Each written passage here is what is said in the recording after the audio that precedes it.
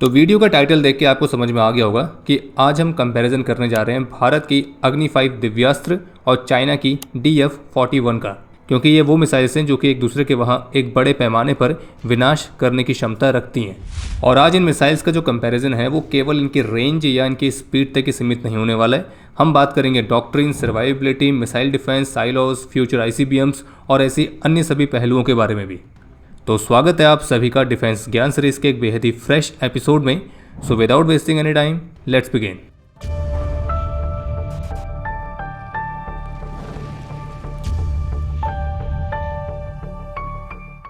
तो शुरुआत करते हैं अग्नि 5 से। अग्नि 5 की जो ऑफिशियल रेंज है यानी कि इसकी मारक क्षमता वो 5000 किलोमीटर प्लस बताई गई है। और शुरुआत में भारत इसको पहले IRBM यानी कि इंटरमीडिएट रेंज बैलिस्टिक मिसाइल्स की कैटेगरी में रखता था, लेकिन अब ये मिसाइल ICBM यानी कि इंटर कॉन्टिनेंटल बैलिस्टिक मिसाइल्स की कैटेगरी में आती है, यानी कि इसकी मारक क्षमता 5500 किलोमीटर से ज़्यादा है। और अग्नि 5 चीन के खिलाफ भारत के लैंड बेस्ड डिटेरेंट की एक बैकबोन की तरह है। और एक इंटरेस्टिंग फैक्ट यह है कि भारत ऑफिशियली तो कहता है कि अग्नि 5 की रेंज 5000 किलोमीटर प्लस है, लेकिन फिर भी कोई भी इन ऑफिशियल नंबर्स पर यकीन नहीं करता है, यहाँ तक कि खुद चीन की रिसर्चर्स भी नहीं, क्योंकि चीन की रिसर्चर्स ये मानते हैं कि अग्नि 5 की जो एक्चुअल रेंज है वो लगभग 8000 किलोमीटर्स तक है। और अन्य पावर्स इससे ट्रिगर ना हो तो उसको अवॉइड करने के लिए भारत इसके फिगर को जानबूझ के कम बताता है, और ये मानना है चाइनीज़ रिसर्चर्स का।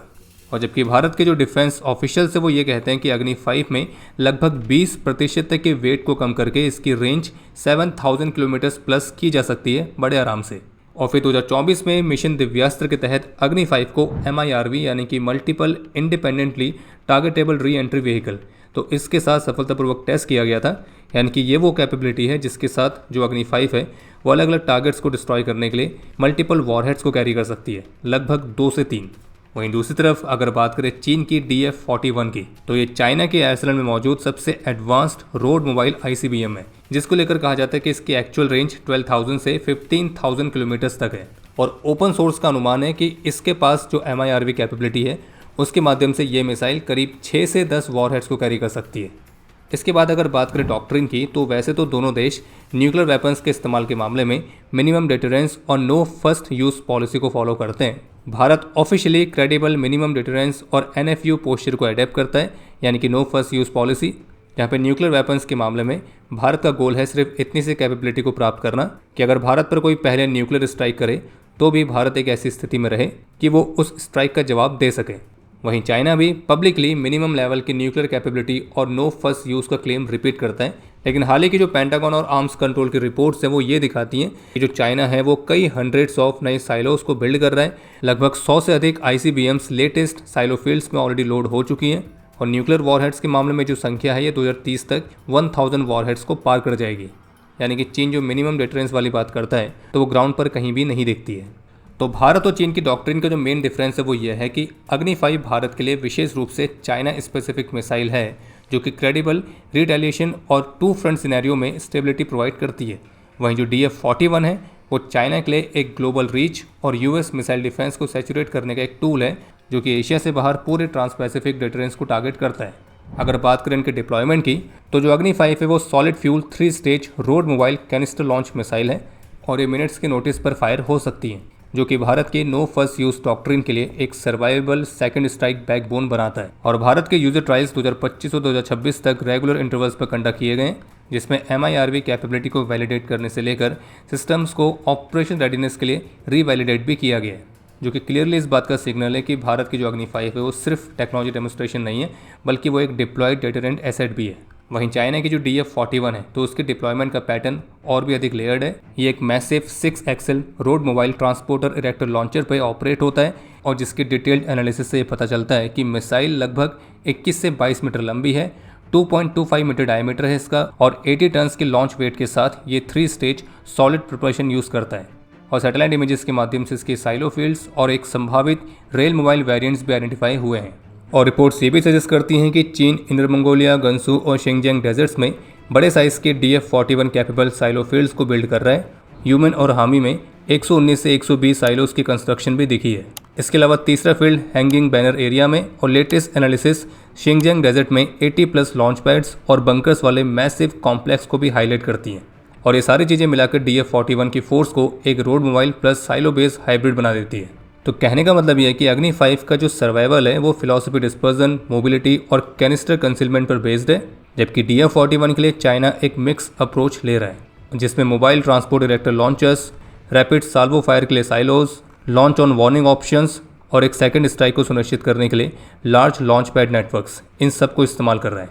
भारत की जो अग्नि 5 है वो अभी वर्तमान समय में जिस स्टेज में, तो वो मेनली चीन के फ्यूचर बैलिस्टिक मिसाइल डिफेंस जैसे कि HQ-19 टाइप एक्सो एटमॉस्फेरिक इंटरसेप्टर्स, तो उसके अगेंस्ट एक हैज के रूप में देखी जाती है, जहाँ पे multiple warheads plus decoys potential Chinese shield को भेज सकते हैं। और जैसे कि पाकिस्तान भी चीन के इस HQ-19 ballistic missile defence system को एक्वायर करने के लिए डिस्कशन ऑलरेडी कर रहा है, ताकि वो भारत की अग्नि सीरीज और ब्रह्मोस जैसी एडवांस्ड मिसाइल्स को इंटरसेप्ट करने लायक बन सके। और इसका डायरेक्ट इम्प्लीकेशन ये है कि अग्नि 5 और भविष्य के जो भारत के ICBMs होंगी तो उनको MARV डिकॉयज और एडवांस स्टेल्थ अडॉप्ट करना पड़ेगा। और जबकि कुछ रिपोर्ट से क्लेम करते हैं कि भारत ऑलरेडी इस दिशा में काम कर रहा है और जिसके तहत भारत ने एक नेक्स्ट जनरेशन की ICBM का डिज़ाइन कंप्लीट भी कर लिया है, जो कि अग्नि 5 से वजन में हल्की होगी, लेकिन उसकी मारक क्षमता, मल्टीपल वॉरहेड्स को कैरी करने की capability, radar absorbing coatings, MARV re entry और एडवांस डिकॉयज को कैरी करना, तो ये सारी कैपेबिलिटीज़ अग्नि 5 से ज़्यादा होंगी। जो अग्नि 5 है वो भारत की लॉन्गेस्ट रेंज की लैंड बेस्ड मिसाइल है,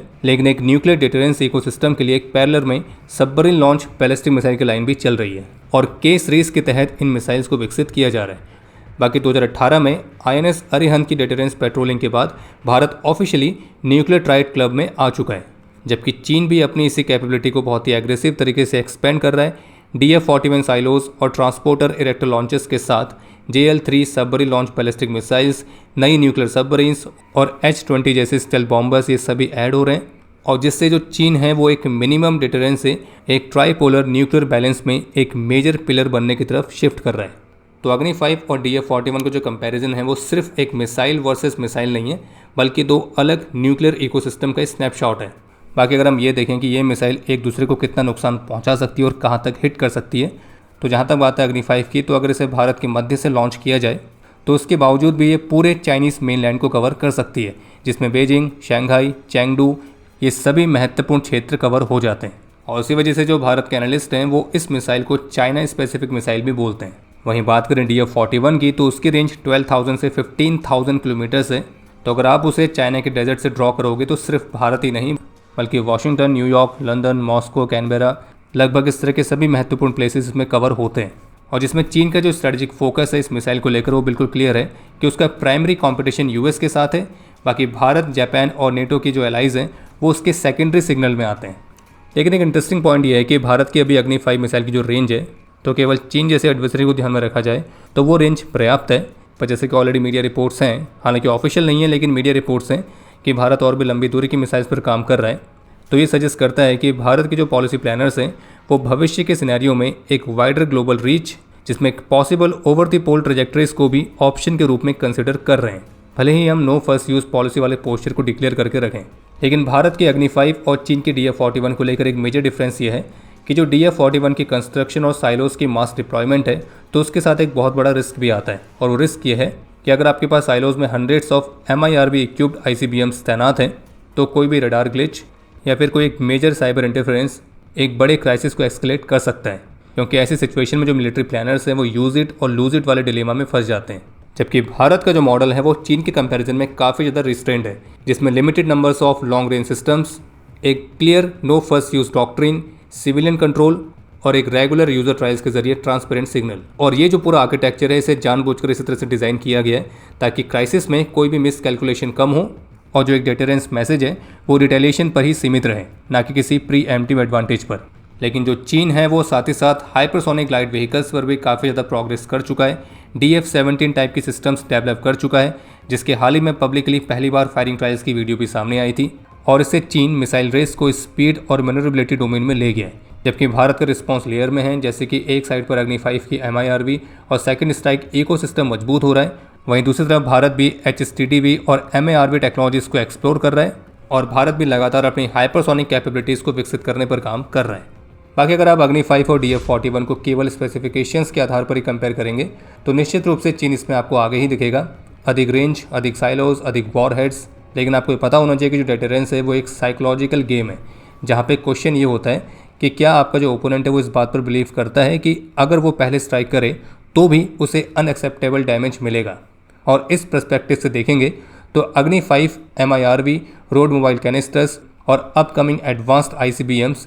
के सीरीज की सबमरीन लॉन्च बैलिस्टिक मिसाइल्स और एक क्रेडिबल मिनिमम डेटरेंट डॉक्ट्रिन, तो ये मिलकर भारत को एक शांत लेकिन उतना ही घातक एक डेटरेंट पोस्चर देते हैं, जहाँ पर न्यूमेरिक रेस से ज़्यादा फोकस है सर्वाइबिलिटी और एश्योरेंस पर। तो कहने का मतलब ये कि भारत इस बात की पूरी गारंटी देता है कि हम आप पर पहली न्यूक्लियर स्ट्राइक नहीं करेंगे, लेकिन अगर आपने हम पर करी तो हमारे पास वो कैपेबिलिटी है, तो फिर हम उससे और भी कई गुना ताकत से जवाबी कार्रवाई करने में भी सक्षम है। और हो सकता है कि भारत की जवाबी कार्रवाई के बाद सामने वाले को और कार्रवाई करने का मौका ही ना मिले। लेकिन चीन की जो DF-41 है वो दुनिया को एक नई तरह की न्यूक्लियर रेस दिखा रही है। Tripolar deterrence, hundreds of silos, hypersonic weapons, AI enabled command networks, और जिसका डायरेक्ट इम्पैक्ट भारत पर भी पड़ता है। और बाकी इसी नोट के साथ हम इस वीडियो को समाप्त करते हैं। अगर आपको एपिसोड पसंद आया हो तो वीडियो को लाइक ज़रूर करें। कोई भी सुझाव या सवाल हो तो उसके लिए कमेंट सेक्शन ओपन है। और अगर आपने अभी तक चैनल को सब्सक्राइब नहीं किया है तो सब्सक्राइब जरूर करें। हम जल्द मिलेंगे नए एपिसोड के साथ, तब तक के लिए जय हिंद, जय भारत।